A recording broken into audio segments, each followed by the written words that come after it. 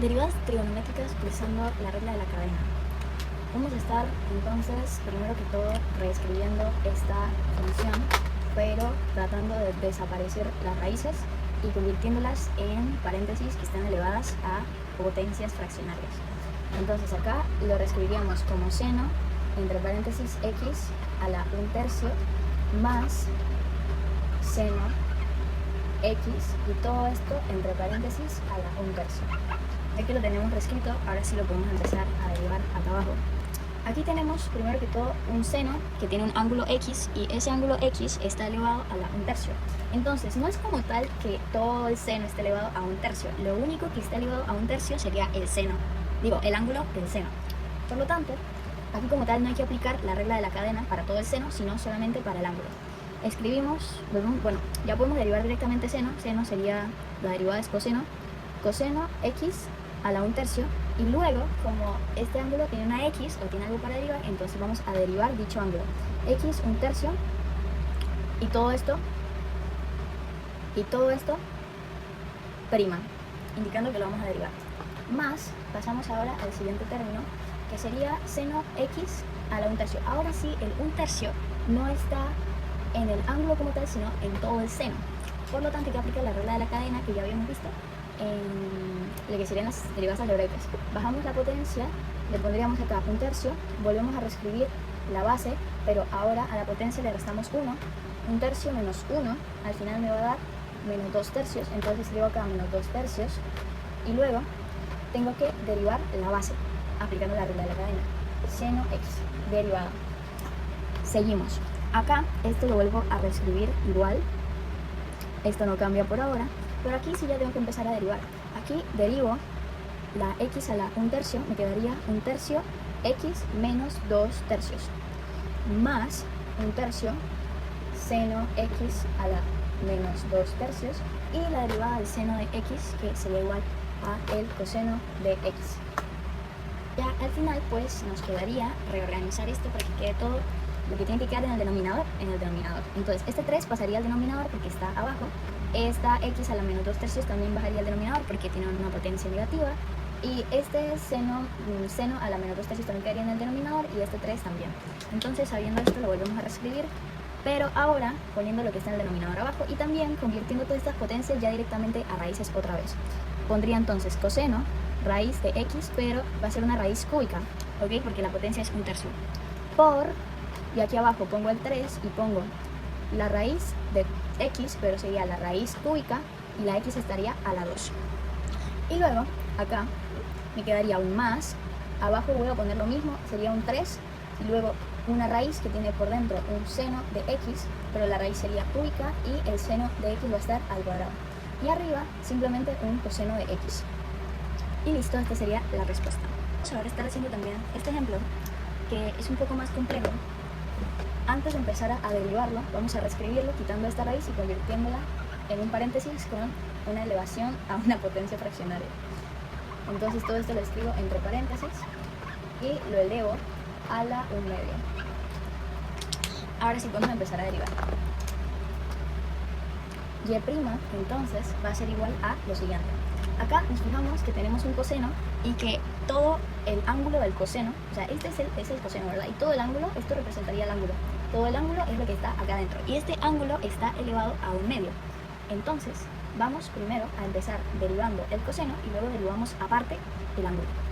Derivamos el coseno del ángulo, me da que sería pues menos seno, y todo esto se queda igual, lo volvemos a escribir igualito, pero, vamos a estar ahora derivando el ángulo, porque así se sigue la regla de la cadena de las derivadas trigonométricas. Primero se eleva la función como tal, la función trigonométrica, y después el ángulo de dicha función. Cuando derivamos la función, muy importante, se tiene que dejar el ángulo intacto. Aquí el ángulo lo dejamos sin cambios, porque no le podemos cambiar nada todavía. El ángulo también incluye este 1/2 al cual está elevado. Y ya después, es que ahora sí, según la regla, vamos a derivar el ángulo por aparte, ¿ok? Pero no lo podemos derivar o no lo podemos cambiar mientras estamos derivando primero la función trigonométrica. Y creo que estoy repitiéndolo mucho, pero es que es muy importante que se tenga claro que primero se deriva la función sin cambiar el ángulo y ya después se cambia el ángulo al derivarla. Entonces, ahora estoy derivando y lo estoy expresando que vamos a derivar el ángulo. Seno tangente de pi por x. Todo esto está a la 1/2 y todo eso lo voy a derivar. Entonces acá abajo vuelvo a escribir lo mismo para... Esto ya no cambia, esto ya lo vuelvo a escribir igual para lo que queda. O sea, para lo que queda el procedimiento, esto ya se queda igualito, no va a cambiar. Pero aquí sí empiezan a haber ciertos cambios. Entonces, voy a derivar esto. Acá como tengo una potencia, entonces aplico la regla de la cadena. Tengo que bajar ese 1/2, lo bajo.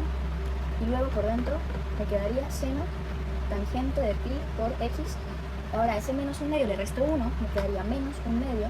Y todo eso, entonces, lo voy a derivar por la base. Lo voy a multiplicar por la derivada de la base. En este caso la base sería seno tangente de pi por x. Todo esto derivado.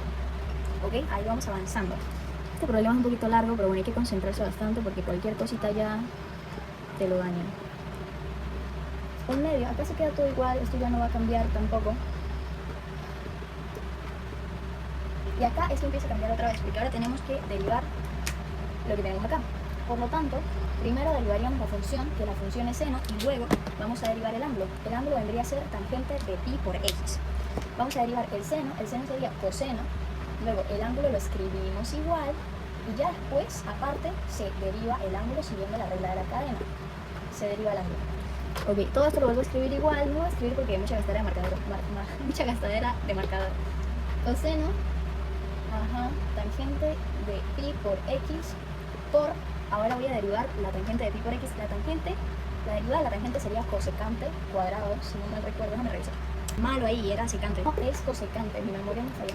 Es secante cuadrado de pi por x. Sin embargo, acá vemos que esta secante de acá tiene un ángulo que incluye una x, o sea, incluye un término que tenemos que derivar. Por lo tanto, ahora tenemos que también ponerle que se derive dicho ángulo. Este ya sería lo último que vamos a tener que derivar, el ángulo. El ángulo de la tangente pi por x. Derivamos entonces pi por x. Luego ya lo volvemos a escribir todo. Bueno, en verdad me da mucha pereza volver a escribir todo esto. Y ya simplemente acá me quedaría que... ¿Sabes qué? Ahora sí vamos a escribirlo todo para ver cómo queda. Me queda acá, menos la derivada de pi por x simplemente sería pi. Así que voy a poner el pi acá. Menos pi seno de seno tangente pi por x, 1/2 por 1/2 seno tangente. Voy a pausar esto, pues me quedaría así. Entonces vamos a empezar a ver cuáles son los términos que tenemos acá. Tenemos por aquí este seno del ángulo con un ángulo elevado a 1/2. Luego tenemos por acá este seno elevado a menos 1/2. Aquí no es el ángulo el que está elevado, sino que toda la función trigonométrica está elevada al menos 1/2. Es muy importante notar eso acá. Toda la función del seno está elevada al menos 1/2. Mientras que acá no es toda la función del seno la que está elevada al menos al 1/2, sino que es solamente el ángulo el que está elevado a 1/2. Es muy diferente. Y por acá que tenemos cosas más sencillas, aquí ya no tenemos nada elevado, simplemente está secante cuadrada ya. Entonces vamos a, ahora sí, hacer lo que sería una raya fraccionaria y vamos a posicionar en el denominador todo lo que tiene que ir en el denominador. En este caso, en el denominador va a ir este 2 y también va a ir esta función del seno porque está elevada a la menos 1/2, entonces va abajo. Ponemos lo que está en el denominador, que sería 2 y raíz, ya podemos pasar la potencia a otra vez a raíz. Seno, solamente se prefiere dar las respuestas pues con las raíces, o al menos a mí me parece mejor, creo que en general se acepta más eso. Y arriba ponemos lo que quedaría arriba, que es menos pi, seno, y este seno tiene un ángulo, y ese ángulo está dentro de una raíz. Seno, tangente de pi x. Por, esto ya va abajo, entonces pasamos directamente acá, que sería por coseno del ángulo tangente de pi por x. Y ya por último, la secante cuadrada de pi por x. Y ya eso sería todo. Esta sería la respuesta del problema. Oh, no puede ser que no se alcance a ver todo. Y ahora sí, esa sería la respuesta.